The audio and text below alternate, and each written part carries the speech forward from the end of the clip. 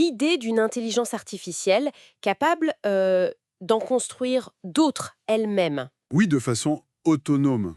Voilà, et en temps réel, sans code. Franchement, ça sonne un peu comme de la science-fiction, mais on dirait bien que ça commence à devenir une réalité. C'est vrai que ça va très très vite. L'IA évolue plus rapidement que ce que même les experts anticipaient parfois. Absolument. Alors aujourd'hui, on va creuser un peu ça. Notre point de départ, c'est une vidéo YouTube assez intéressante sur Emergence AI.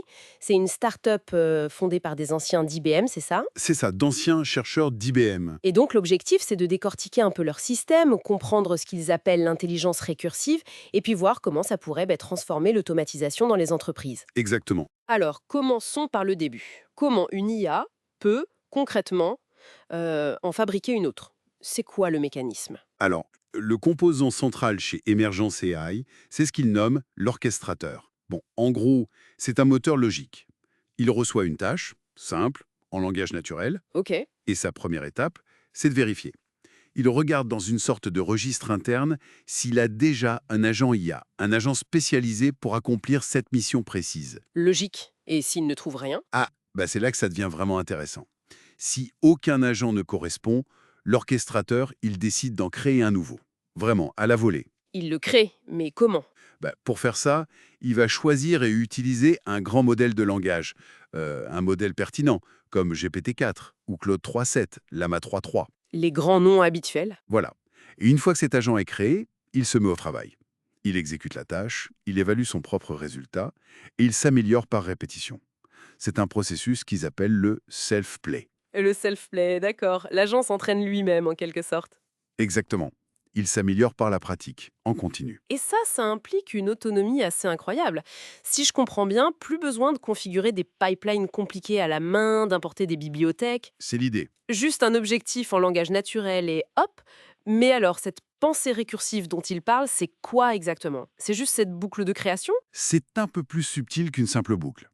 La pensée récursive, telle que l'a définie Emergence AI, c'est la capacité de l'orchestrateur à raisonner sur lui-même, sur ses propres capacités. C'est-à-dire? Il se demande, est-ce que j'ai l'outil qu'il faut pour faire ça? Si la réponse est non, il ne s'arrête pas, il reformule le problème.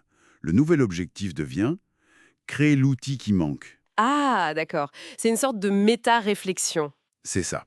Cette réflexion sur soi, suivie de l'action de création, c'est ça le cœur du mécanisme récursif. Donc, les agents qui sont créés sont très spécifiques, ils ont une mémoire, ils peuvent planifier et ils sont stockés pour plus tard. C'est bien ça? Tout à fait.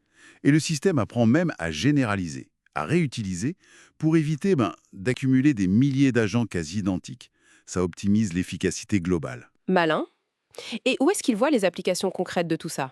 Emergence AI cible principalement les flux de travail en entreprise, surtout ceux qui sont répétitifs et qui brassent beaucoup de données. Par exemple?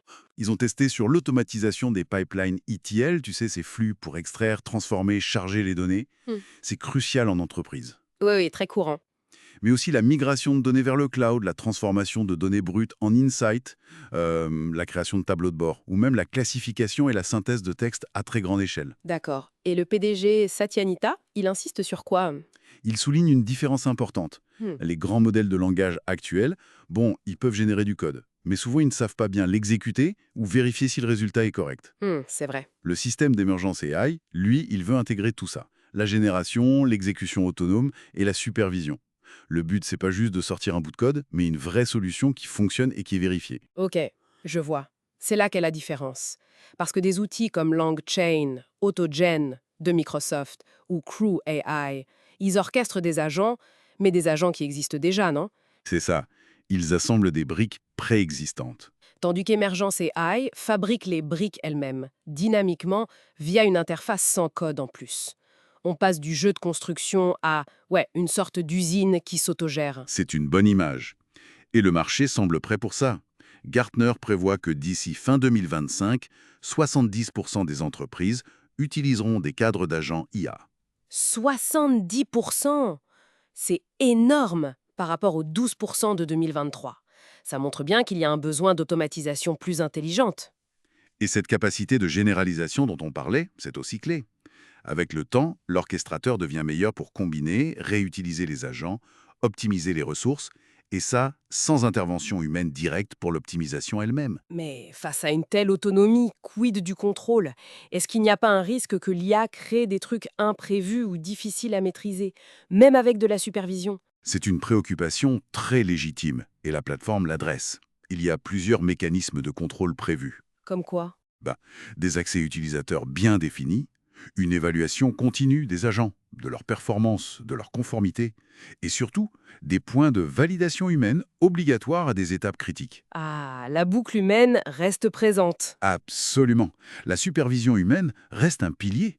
Comme le dit la direction d'émergence AI, l'objectif, c'est pas une autonomie totale et débridée, mais une autonomie maîtrisée. D'accord, ces garde-fous sont donc essentiels pour eux, et le système semble assez flexible aussi, compatible avec différents modèles. Oui, il est conçu pour fonctionner avec divers grands modèles, GPT-4, Claude, Llama, et peut s'intégrer avec d'autres cadres comme LangChain. Ça permet aux entreprises de l'adopter plus facilement dans leur environnement existant. Il prévoit même une mise à jour en mai 2025 pour faciliter le déploiement et améliorer encore ce self-play. C'est ça. Donc on voit bien que ces systèmes d'IA qui s'auto-améliorent, qui construisent leurs propres outils, ça marque vraiment un tournant. On passe de l'IA qui suggère à l'IA qui agit. Exactement. Une IA qui agit et construit de manière autonome pour atteindre un but. C'est un pas vers une automatisation beaucoup plus dynamique, beaucoup plus adaptative. Donc pour résumer un peu notre discussion, cette technologie avance à une vitesse folle et ouvre des perspectives d'automatisation vraiment nouvelles. Clairement. Et la source qu'on a explorée termine d'ailleurs sur une question assez provocatrice, je trouve. Elle dit en substance, à l'avenir, la question ne sera plus de savoir ce que l'IA peut faire, mais plutôt ce que l'on sera prêt à lui confier. C'est une excellente question pour finir. Ça laisse à réfléchir, c'est sûr.